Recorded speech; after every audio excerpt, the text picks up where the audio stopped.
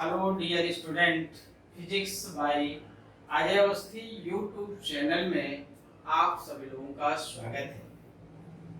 आज ये विमी विश्लेषण विधि का चौथा और लास्ट लेक्चर है।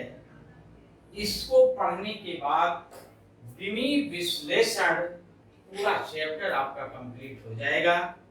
तो इस वीडियो को प्रारंभ से लेकर अंत तक आप देखें, काफी फिर निकाल लें। जैसे जैसे हम बताते जाएं वैसे वैसे आप नोट करते रहिए, समझते रहिए और क्रम से आगे बढ़ते रहिए।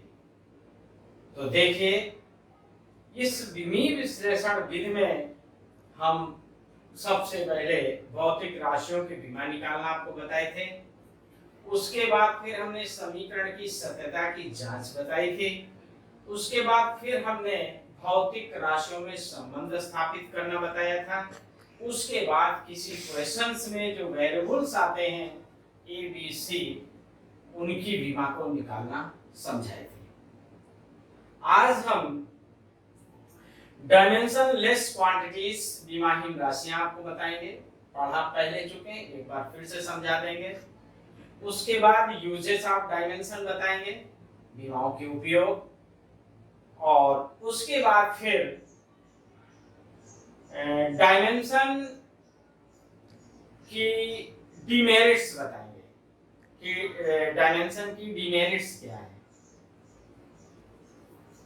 और उसके बाद कुछ क्वेश्चंस हम बताएंगे जो विशेष प्रकार के होंगे। तो सबसे पहले हम आपको बता रहे हैं डायमेंशन लेस क्वांटिटीज विमाहीन राशियां।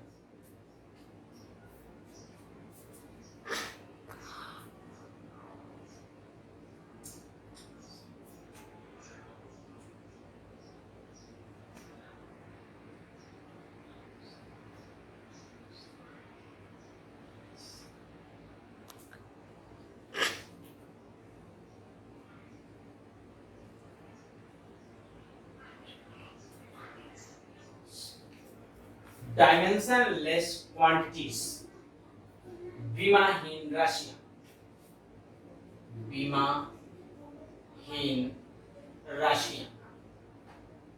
हाँ देखिए, विमाहीन राशियां क्या हैं। डायमेंशन लेस क्वांटिटीज क्या है। शुद्ध संख्या तथा शुद्ध अनुपात की विमा नहीं होती है। पहली चीज आप याद रखिए कि जो शुद्ध संख्या होगी तथा शुद्ध कोई अनुपातिक राशि होगी तो उसकी कोई विमा नहीं होती है। हम लिखेंगे शुद्ध संख्या, शुद्ध संख्या तथा शुद्ध अनुपात, शुद्ध अनुपात की विमा नहीं होती है, की विमा नहीं होती है। फॉर एग्जाम्पल्स, जैसे 2 है, पाई है, पाई अपॉन 2 है, 1 अपॉन रूट 2 है। ये सब क्या है? नंबर्स हैं, संख्याएं हैं। ठीक है। ट्रिग्नोमेट्रिकल फंक्शन, त्रिकोणमिति फलन जिसको आप कहते हैं, sine theta, cos theta, tan theta, और लॉगरिथम टर्म्स, लघुगणक जिसको आप कहते हैं, लॉगरिथम टर्म्स जो होते हैं, लॉग, और एक्सपोनेंशियल टर्म, चरघातांकी पद जिसको आप कहते हैं।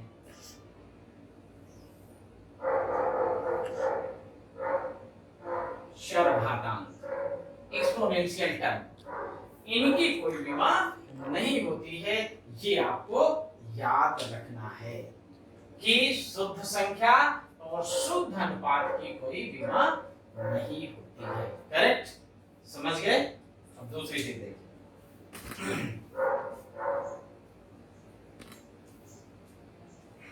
अब हम बता रहे हैं यूजेस ऑफ डायमेंशन।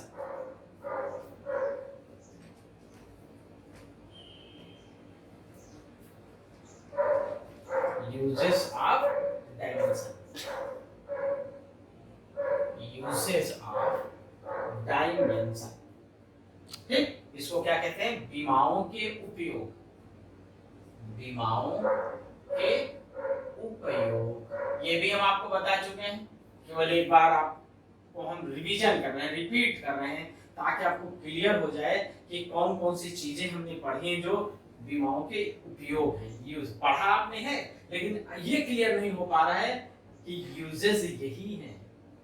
देखिए, पहली चीज, सबसे पहली चीज हमने आपको बताई है किसी भौतिक राशि की बीमा निकालना, डायमेंशन निकालना, सबसे पहली चीज हमने बताई। इन भौतिक राशियों की बीमा हमने आपको बताई, और कुछ हमने बुक के लिए होमवर्क भी दिया था, तो उनको आप करेंगे। अगर कोई प्रॉब्लम आती है तो आप कमेंट करेंगे या आप हमें फोन करेंगे और फोन करके समस्या का निदान करेंगे। ठीक है। अच्छा, दूसरी चीज हमने बताई है आपको समीकरण की सत्यता की जांच करना। ये समीकरण की सत्यता की जांच करना, कोई क्वेश्चन दिया है, कोई समीकरण दिया है, तो आप बीमा के द्वारा चेक करते हैं कि ये समीकरण सही है कि गलत है, शुद्ध है कि अशुद्ध है। ठीक, ये बीमा का उपयोग है। उसके बाद अगला हमने बताया भौतिक राशियों में संबंध स्थापित करना, ये भी हम आपको बताएं। तो जो भौतिक राशियों में हम संबंध निकालते हैं, किसी भौतिक राशि का सूत्र निकालते हैं, किसी भौतिक राशि का व्यंजक निकालते हैं, वो क्या है, बीमा के उपयोग है। बीमा का क्या है, वो उपयोग है, भौतिक राशियों में संबंध स्थापित करना। इसके बाद हमने अगली चीज बताई है एक पद्धति की मात्रक को दूसरी पद्धति की मात्रक में बदलना। एक पद्धति की मात्रक को दूसरे पद्धति की मात्रक में बदलना, ये भी क्या है, बीमा के उपयोग है। जैसे किसी भौतिक राशि की वैल्यू दी है एमकेएस पद्धति में, तो उसे हम चेंज करना आपको बताए हैं सीजीएस पद्धति में। या किसी भौतिक राशि की वैल्यू सीजीएस में दी है, तो उसको हम चेंज करना आपको बताए हैं एमकेएस पद्धति में। आप कैसे निकालेंगे, तो एमकेएस को सीजीएस में, सीजीएस को एमकेएस में बदलना हम आपको बता चुके हैं। ये भी क्या है, बीमा का उपयोग है। ठीक, अगला पॉइंट हमने आपको बीमा के उपयोग में क्या बताया है कि जो समीकरण होते हैं, समीकरण में जो नियतांक होते हैं एबीसी या वेरिएबल्स चर होते हैं, उनकी बीमा निकालना भी हम बताए हैं। फॉर एग्जांपल, जैसे हमने बताया था वैन डर वाल गैस समीकरण P + A/V² V - B = RT, ये क्वेश्चन हम आपको बता चुके हैं। तो इसमें ये जो A और V है, इनकी बीमा निकालना हमने आपको बताया है। तो यही अगले उपयोग में हमने आपको बताया है कि किसी समीकरण में नियतांक या जो वेरिएबल्स होते हैं, जो चर राशियां होती हैं, उनकी बीमा निकालना भी हमने किससे पढ़ा है, बीमा से हमने पढ़ा है। समझ गए, बीमाओं के उपयोग हैं ये, जो बीमा हम निकालते हैं चर राशियों की, तो वो क्या है, बीमाओं के उपयोग है। तो ये उपयोग हम आपको बता चुके हैं। Correct.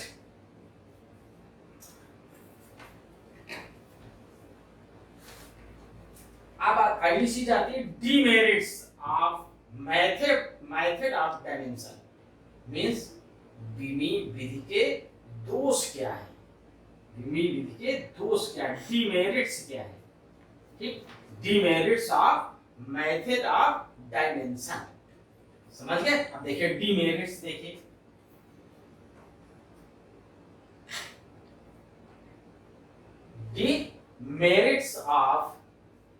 demerits of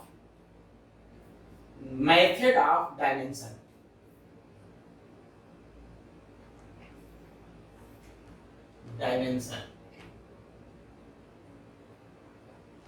method of dimension, इसका मतलब हुआ विमीय विधि के दोष, विमीय विधि के दोष। अब देखिए बीमाओं के दोष क्या है, विमीय विधि के दोष क्या है। पहला दोष ध्यान से समझ लीजिए, लिखना चाहे आप लिख लें, हम एक एक दोष आपको समझा रहे हैं। यदि कोई भौतिक राशि, लिखना चाहे आप नोट कर लीजिए, कापी आपके पास है, पेन आपके पास है, हम बोल रहे हैं, आप नोट कर लीजिए। यदि कोई भौतिक राशि दो राशियों के योग अथवा अंतर पर निर्भर करती है।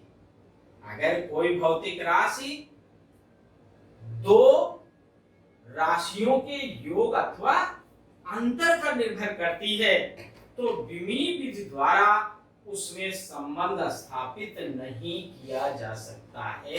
ये पहला दोष है। एग्जाम्पल क्या है? जैसे v = u + at, ये इक्वेशन आपने पढ़ा, इसकी सत्यता की जांच आपने की है। सत्यता की जांच तो हम कर सकते हैं, लेकिन कहें कि ये फार्मूला हम निकाल दें, निगमन कर दें विमीय विधि से, तो वो नहीं कर सकते। तो हमने पहला दोष क्या बताया कि यदि कोई भौतिक राशि दो राशियों के योग अथवा अंतर पर निर्भर करती है तो विमीय विधि द्वारा उसमें संबंध स्थापित नहीं किया जा सकता है। ये पहला दोष है। करेक्ट। दूसरा दोष सुन लीजिए। इस विधि से भौतिक राशियों में उपस्थित नियतांकों का मान नहीं ज्ञात किया जा सकता है। इस विधि द्वारा किसी भी भौतिक राशियों में जो नियतांक होते हैं उन नियतांकों की वैल्यू हम नहीं निकाल सकते हैं। ये दूसरा दोष है। तीसरा दोष क्या है? यदि कोई भौतिक राशि 3 से अधिक भौतिक राशियों पर निर्भर करती है तो विमीय विधि की सहायता से उसमें संबंध स्थापित नहीं किया जा सकता है। जैसे कहा जाए, फॉर एग्जाम्पल कोई भी चीज, जैसे ए कोई भौतिक राशि है, वो 3 भौतिक राशियों पर निर्भर करती, बी सी डी, तो संबंध स्थापित किया जा सकता है।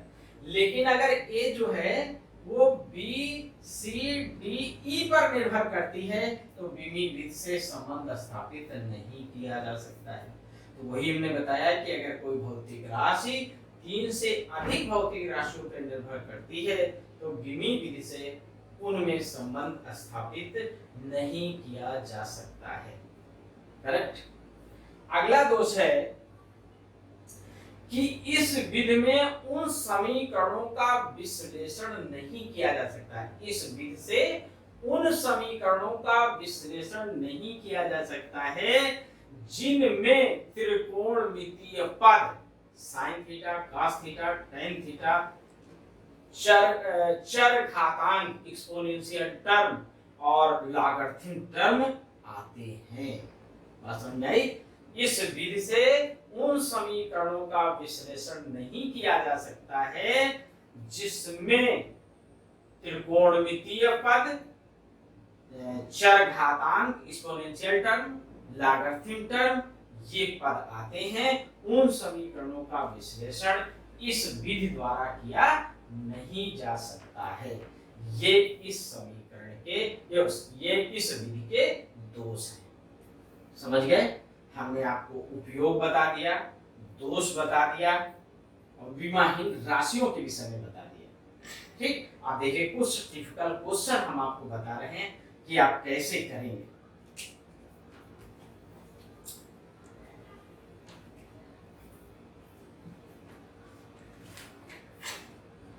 जैसे कोई क्वेश्चन दे दिया जाए, कहा जाए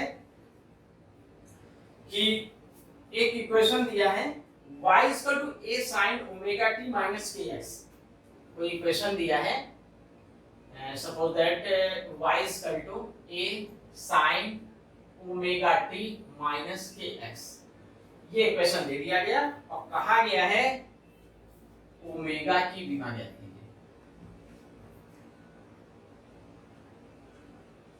ओमेगा की विभाजन कीजिए। देखिए कैसे निकालेंगे। देखिए यहाँ पे ये जो सॉल्यूशन देखिए कैसे आप ज्ञात करेंगे। यहाँ पे ओमेगा टी माइनस के एक्स एक कोण है। क्या है ये? कोण है। कोण है, क्लियर है? ठीक। जो विमाहीन होती है, कोण क्या होता है? विमाहीन होता है, ये आपको मालूम है। ये तथ्य सभी तभी संभव है जब ये ओमेगा टी और के एक्स अलग अलग विमाहीन हो। सुनिए, ये तथ्य तभी संभव है जब ओमेगा टी और के एक्स दोनों अलग अलग विमाहीन हो। इसका मतलब कि ओमेगा टी इक्वल टू क्या होगा, विमाहीन। विमाहीन मतलब टी की पावर 0। इसी को हम ओमेगा टी इक्वल टू क्या लिख सकते हैं, 1। इसी को ओमेगा इक्वल टू क्या लिख सकते हैं, 1/t। टी क्या है, टाइम है। यहाँ पे ये टी क्या है, समय है। इस इक्वेशन में टी समय है, चाहे यहाँ लिखना चाहे लिख दीजिए, जहां टी समय है। तो ये हो जाएगा ओमेगा की विमा बराबर 1/T। और इसी को सॉल्व करेंगे, टी की पावर -1, ये ओमेगा की विमा हो गई। इस तरह आप ओमेगा की विमा कैलकुलेट कर लेंगे अगर कोई इस तरह का इक्वेशन दिया है। बात समझ में आई? इसे आप नोट कर लीजिए, फिर हम आगे बताएं आपको।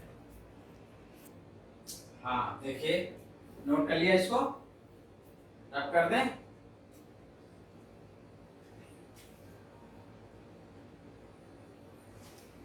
हाँ अब देखिए, अगला क्वेश्चन हम आपको समझा रहे हैं कि जैसे कहा जाए वेग, बल और समय। वेग, बल एवं समय। वेग, बल एवं समय को मूल मात्रक मान लिया जाए, को मूल मात्रक मान लिया जाए तो द्रव्यमान की विमा लगती है। देखिए,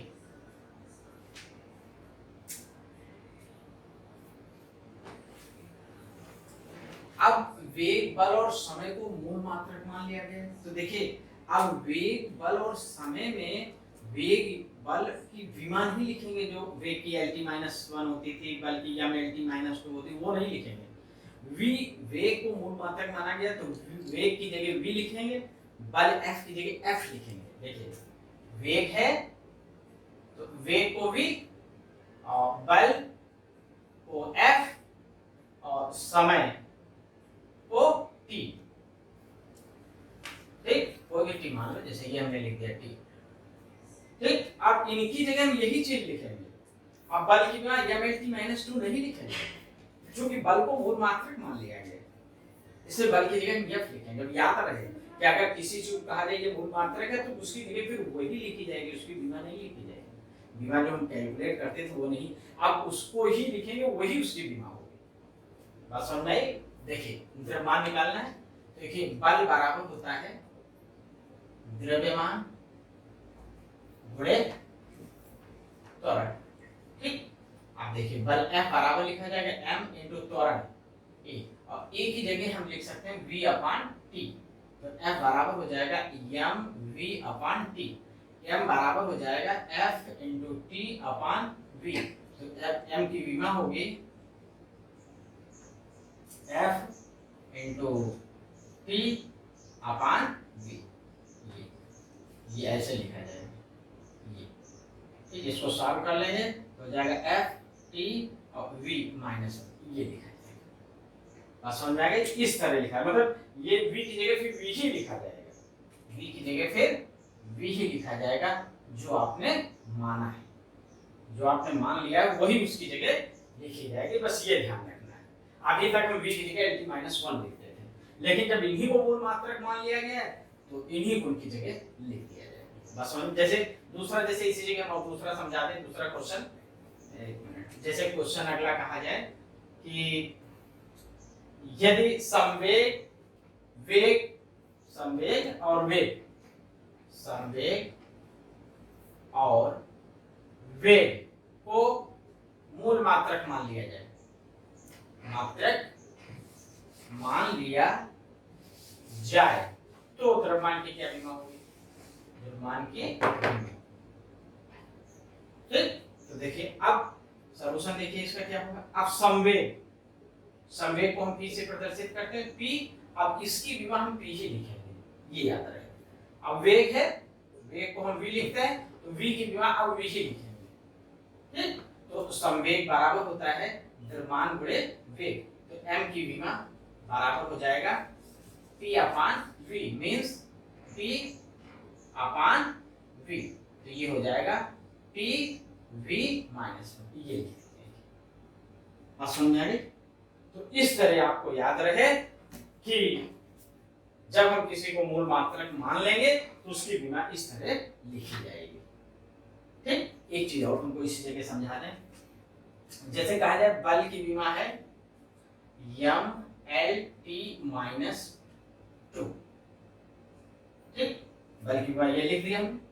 कहा जाए कि बल की बीमा द्रव्यमान लंबाई और समय के सापेक्ष कितनी होगी, जैसे हमने बल की बीमा लिख दी। अब प्रश्न पूछा जाए कि ये बल की बीमा द्रव्यमान लंबाई और समय के सापेक्ष कितनी होगी, तो देखिए जो इनकी पावर है वही आप पढ़ेंगे, कहेंगे कि बल की बीमा द्रव्यमान के सापेक्ष 1, लंबाई के सापेक्ष 1 और समय के सापेक्ष -2।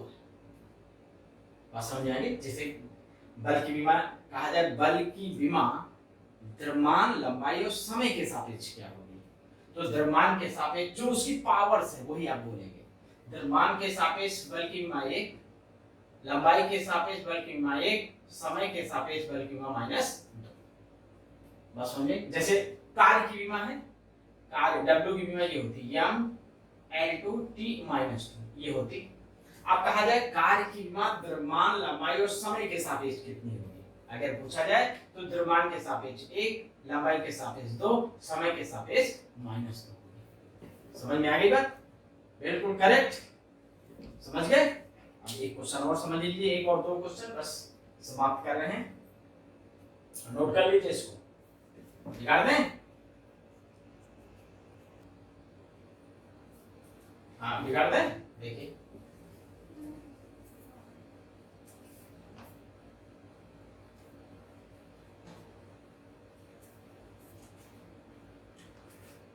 हाँ, अब देखिए जैसे कहा जाए, एक इक्वेशन हम आपको बोल रहे हैं,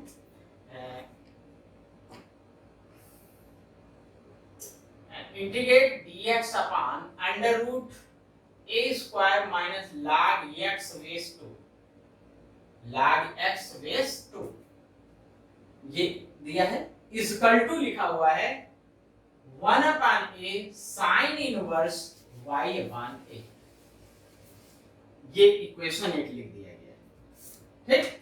ये इक्वेशन दिया हुआ है और आपसे कहा जा रहा है कि विमी विधि से आप बताइए कि ये समीकरण सही है गलत, सत्यता की जांच करनी है।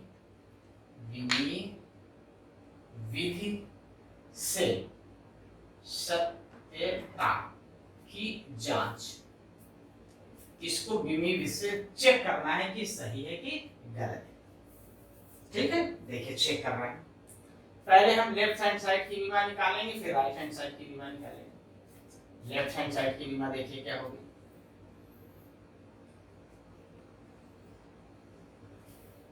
ये लिखा है integrate dx upon under root a square minus log x base 2। देखिए जो log x बेस 2 ये तो बीमा ही है, हमने बताया था, तो कोई लॉगरिथम टर्म आएगा, एक्सपोनेंशियल टर्म आएगा, ट्रिग्नोमेट्रिकल टर्म आएगा, तो उसको कोई बीमा नहीं। तो ये लिखा जाएगा dx, x डिस्टेंस, ठीक है, तो इसकी बीमा को हम l लिखेंगे। a आयाम है, एम्पलीट्यूड है, इसकी बीमा भी l ही होगी।